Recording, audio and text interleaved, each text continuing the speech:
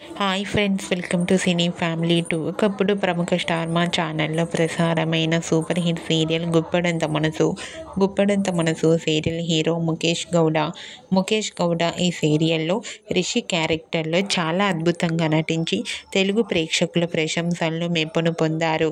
రిషికి ఈ సీరియల్తో end అయిపోయినప్పటికీ social మీడియాలో చాలా యాక్టివ్గా ఉంటూ తనకు సంబంధించిన ప్రతి లేటెస్ట్ అప్డేట్స్ని ఎప్పటికప్పుడు తన ఇన్స్టాగ్రామ్లో షేర్ చేస్తూ ఉన్నారు.